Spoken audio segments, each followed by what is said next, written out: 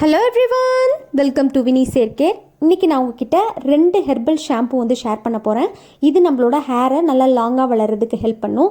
எப்போவுமே நம்ம chemical shampoo ரெகுலராக யூஸ் பண்ணிகிட்டு இருக்கப்ப வாரத்துக்கு ஒரு நாளாவது இந்த மாதிரி ஹெர்பல் ஷாம்பு வந்து யூஸ் பண்ணுறதுக்கு ட்ரை பண்ணுங்கள். நம்மளோட முடியை வந்து நம்ம ரொம்ப ஹெல்த்தியாக வச்சுக்கலாம். ஃபஸ்ட்டு ப்ரிப்பேர் பண்ண போகிற ஹெர்பல் ஷாம்புக்கு வந்து பார்த்தீங்கன்னா நான் ஒரு 10 சோப் நட் எடுத்து வச்சுருக்கேன், அதாவது பூவந்தி கொட்டை. இப்போ இதை நல்லா இடிச்சிட்டு உள்ளே இருக்க கொட்டையை எடுத்துட்டு அந்த தோலை மட்டும் தனியாக இந்த மாதிரி பிரித்து எடுத்து வச்சுக்கிறேன். இப்போ ஒரு பாத்திரத்தில் நம்ம இடித்து வச்ச அந்த தோலை ஆட் பண்ணிக்கலாம். அடுத்து நமக்கு தேவையான பொருள் ஆவாரம் பூ. ஒரு கைப்பிடி அளவுக்கு ஆவாரம் பூ வந்து நான் எடுத்து வச்சுருக்கேன். காய வச்ச ஆவாரம் பூ எடுத்திருக்கேன். ஃப்ரெஷ்ஷான ஆவாரம் பூ உங்களுக்கு கிடைச்சிதுன்னா அதுவே கூட நீங்கள் யூஸ் பண்ணிக்கலாம். ஆவாரம் பூவில் வந்து பார்த்தீங்கன்னா நம்மளோட முடி வளர்ச்சியை அதிகரிக்கிறதுக்கான தன்மை அதிக அளவில் இருக்குது. நெக்ஸ்ட்டு நிறைய ஹேர் ப்ராப்ளமையும் ஸ்கேல் ப்ராப்ளமையும் சரி பண்ணுறதுக்கு நமக்கு ஹெல்ப் பண்ணும். இப்போ இந்த ஒரு கப் ஆவாரம் பூவை நம்ம ஆல்ரெடி சோப் நட் போட்டிருக்கோம்ல, அது கூடவே இதையும் சேர்த்துடலாம். சேர்த்துட்டு இதில் இப்போ நான் தண்ணி ஊற்ற போகிறேன். இதை வந்து ஒரு நைட் ஃபுல்லாக நம்ம ஊற வைக்கணும். எந்த அளவுக்கு உங்களுக்கு ஷாம்பு தேவையோ அந்த அளவுக்கு தண்ணி ஊற்றி நல்லா ஊற வச்சுக்கோங்க. அடுத்து வந்து பார்த்தீங்கன்னா ஒரு 25 செம்பருத்தி பூ எடுத்து வச்சுருக்கேன், காய வச்ச செம்பருத்தி பூ. உங்களுக்கு ஃப்ரெஷ்ஷான பூ கிடைச்சதுன்னா நீங்கள் ஒரு 25லேருந்து 30 செம்பருத்தி பூ கூட ஆட் பண்ணிக்கலாம். செம்பருத்தி பூ வந்து கண்டிப்பாக இந்த ஹெர்பல் ஷாம்பில் ஏன் ஆட் பண்ணுறோம் அப்படின்னு பார்த்தீங்கன்னா ஹேர் அவ்வளோ சீக்கிரம் ட்ரை ஆக விடாது. யூஸ்வலாக வீட்டில் ப்ரிப்பேர் பண்ணுற ஷாம்பு வந்து ஹேரை ட்ரை ஆக்கும், அதை வந்து அவாய்ட் பண்ணுறதுக்கு தான் இது ஆட் பண்ணுறோம். இப்போ நெக்ஸ்ட்டு ஒரு டேபிள் ஸ்பூன் அளவுக்கு வெந்தயம் எடுத்து வச்சுருக்கேன். வெந்தயமும் வந்து பார்த்தீங்கன்னா இந்த ட்ரைனஸை கண்ட்ரோல் பண்ணுறதுக்காக தான்.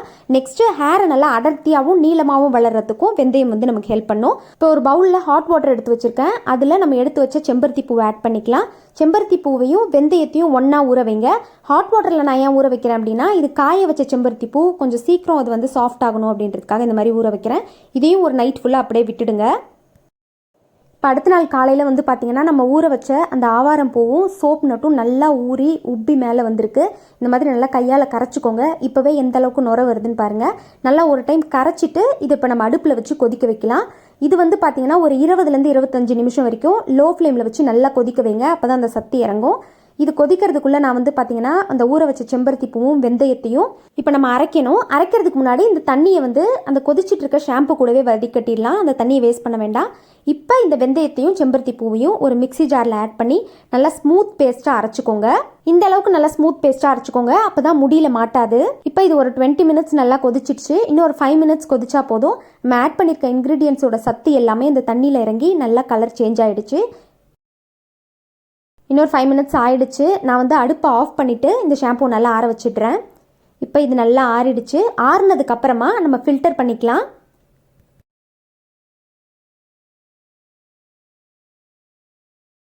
இப்போ இந்த ஃபில்டர் பண்ணி வச்சிருக்க ஷாம்பு கூட நம்ம அரைச்சி வச்ச வெந்தயத்தையும் செம்பருத்தி பூவையும் ஆட் பண்ணிக்கலாம். இந்த மாதிரி தனியாக அரைச்சி சேருங்க. அப்போ தான் ஷாம்புவை நம்ம யூஸ் பண்ணுறப்ப அந்த ட்ரைனஸ் வந்து நம்மளோட முடியில் இருக்காது. இப்போ இதை ஆட் பண்ணிவிட்டு நல்லா மிக்ஸ் பண்ணி விட்டுக்கோங்க. எங்கேயுமே கெட்டி கெட்டியாக இல்லாத மாதிரி பார்த்துக்கோங்க, அப்போ தான் யூஸ் பண்ணுறதுக்கு ஈஸியாக இருக்கும். இப்போ இந்த ஷாம்புவில் நான் யூஸ் பண்ணியிருக்க எல்லா பொருளுமே வந்து பார்த்தீங்கன்னா நாட்டு மருந்து கடையில் நமக்கு கிடைக்கும். கண்டிப்பாக நாட்டு மருந்து கடையிலேயே வாங்கி யூஸ் பண்ணுங்கள். அப்படி இல்லைன்னா ஆன்லைனில் கூட சில இடத்துல அவைலபிளாக இருக்குது. ஃபில்டர் பண்ணதுக்கப்புறமா மீதி இருக்க இன்க்ரீடியன்ஸை வந்து வேஸ்ட் பண்ணாதீங்க. வெயிலில் நல்லா காய வச்சு பவுடர் பண்ணி வச்சுக்கோங்க. அது கூட உங்களுக்கு தேவையான அளவுக்கு தயிர் கலந்து நம்ம ஹேர் மாஸ்க்காக இதை யூஸ் பண்ணலாம். இப்போ இந்த ஷாம்பு வந்து ஒரு பாட்டிலில் ஊற்றி நான் ஃப்ரிட்ஜில் ஸ்டோர் பண்ணி வைக்க போகிறேன். ஃப்ரிட்ஜில் வச்சு நீங்கள் யூஸ் பண்ணுறதா இருந்தால் மேக்ஸிமம் ஒரு 15 டேஸ்லேருந்து 20 டேஸ் வரைக்கும் இது இருக்கும். எந்த அளவுக்கு நல்லா நுரைச்சி வருது பாருங்கள். ரெகுலராக யூஸ் பண்ணுறப்ப நல்ல டிஃப்ரென்ஸ் உங்களுக்கு இருக்கும். இந்த மாதிரி ஹெர்பல் ஷாம்பு வாரத்துக்கு ஒரு நாளாவது யூஸ் பண்ணுறதுக்கு ட்ரை பண்ணுங்கள். கண்டிப்பாக நம்மளோட ஹேரை நல்லா ஹெல்த்தியாக மெயின்டைன் பண்ணலாம். இப்போ நெக்ஸ்ட் ஷாம்பு ரெடி பண்ணுறதுக்கு ஒரு டேபிள் ஸ்பூன் அளவுக்கு கடலைப்பருப்பு எடுத்து வச்சுருக்கேன். இந்த கடலைப்பருப்புக்கு பதிலாக நீங்கள் முழு பச்சைப்பருப்பு கூட யூஸ் பண்ணலாம். முழு பச்சைப்பருப்பு யூஸ் பண்ணுறதா இருந்தால் 2 டேபிள் ஸ்பூன் அளவுக்கு எடுத்துக்கோங்க. உங்களுக்கு தேவைன்னா ரெண்டுமே மிக்ஸ் பண்ணி கூட நீங்கள் எடுத்துக்கலாம். இன்னுமே பெனிஃபிட் நமக்கு அதிக அளவில் இருக்கும். நான் இன்றைக்கி கடலைப்பருப்பு மட்டும் யூஸ் பண்ணுறேன். அடுத்து ஒரு டேபிள் ஸ்பூன் அளவுக்கு வெந்தயம் எடுத்து வச்சுருக்கேன். வெந்தயம் வந்து உங்களோட ஹேர் கேர் ரொட்டீனில் ஹேர் மாஸ்க்காக இருக்கட்டும், இல்லை ஷாம்புவாக இருக்கட்டும், வேறு ஹேர் டானிக்காக இருக்கட்டும், எதுலையாக இருந்தாலும் வெந்தயத்தை முடிஞ்ச அளவுக்கு ஆட் பண்ணிக்கோங்க. அப்போ ஹேர் வந்து நல்லா ஹெல்த்தியாக க்ரோ ஆகும். நெக்ஸ்ட்டு ஹேர் ஃபாலும் நல்லா கண்ட்ரோல் பண்ணும். ரொம்ப தின் ஹேர் இருக்கிறவங்களுக்குலாம் இந்த வெந்தயம் ரொம்ப ரொம்ப நல்லது. டேண்ட்ரஃப் ப்ராப்ளமையும் சரி பண்ணும். அடுத்து ஒரு 10லேருந்து 15 பூவந்தி கொட்டை எடுத்து வச்சிருக்கேன், அதாவது சோப் நட். இது வந்து பார்த்தீங்கன்னா நம்மளோட ஹேருக்கு மட்டும் இல்லாமல் ஸ்கின்னுக்கு கூட ரொம்ப நல்லது. சோப்புக்கு பதிலாக கடலை மாவையும் இந்த சோப் நட்டையும் ஊற வச்சு கூட நம்ம அதை வந்து சோப்புக்கு பதிலாக யூஸ் பண்ணலாம். ஸ்கின் ரொம்ப ஹெல்த்தியாக இருக்கும். அடுத்து சாதம் வடித்த தண்ணி எடுத்து வச்சிருக்கேன். இந்த ஷாம்புல மெயினாக நம்ம யூஸ் பண்ண போகிற ஒரு பொருள் வந்து பார்த்தீங்கன்னா ரைஸ் வாட்டர் தான். இது வந்து ரைஸ் வாட்டர் ஷாம்புன்னு கூட நம்ம சொல்லலாம். இந்த சாதம் வடித்த தண்ணி வந்து பார்த்தீங்கன்னா மத்தியானம் சாதம் வடித்த தண்ணி இல்லைன்னா நைட்டுக்கு நம்ம சாதம் வடிக்கிறோம்ல அந்த தண்ணி யூஸ் பண்ணுங்க. அதாவது லைட்டாக புளிச்ச மாதிரி இருந்தால் பெனிஃபிட் அதிக அளவில் இருக்கும். இப்போ வந்து பார்த்தீங்கன்னா நான் எடுத்து வச்சுருக்க இந்த கடலைப்பருப்பையும் வெந்தயத்தையும் ஒரு பவுலில் ஆட் பண்ணிக்கிறேன்.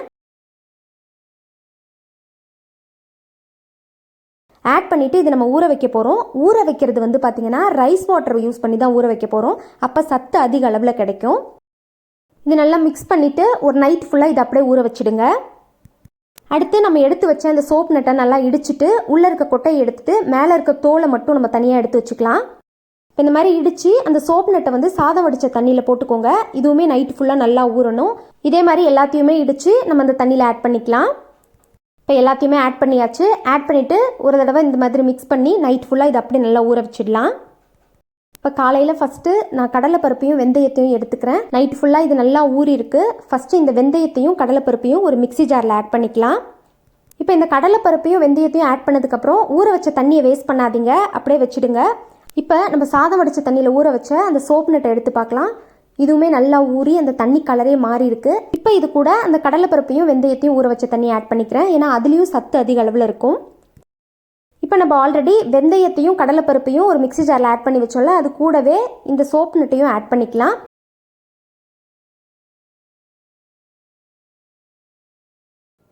இப்போ இது எல்லாத்தையும் ஆட் பண்ணிவிட்டு மூணுத்தையும் ஃபைன் பேஸ்ட்டாக அரைச்சிக்கலாம். இப்போ இந்த அளவுக்கு நான் அரைச்சிருக்கேன். அரைக்கிறப்பவே வந்து பார்த்தீங்கன்னா நல்லா நுரைச்சி வரும் சோப் நட் இருக்கிறதால. முக்கியமான விஷயம் வந்து பார்த்தீங்கன்னா நல்லா ஸ்மூத் பேஸ்ட்டாக அரைக்கணும். இந்த அளவுக்கு நல்லா அரைச்சிக்கோங்க.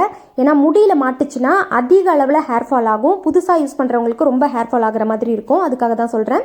இப்போ இதை வந்து நான் ஒரு பவுலில் மாற்றிக்கிறேன். உங்களுக்கு தேவைப்பட்டால் நீங்கள் இதை அப்படியே டேரெக்டாக கூட ஷாம்புவாக யூஸ் பண்ணிக்கலாம். நான் வந்து பார்த்தீங்கன்னா நம்ம ஊற வச்ச அந்த தண்ணியை வேஸ்ட் பண்ண வேண்டாம் அப்படின்றதுக்காக டைல்யூட் பண்ணுறதுக்காக வச்சுருக்கேன்.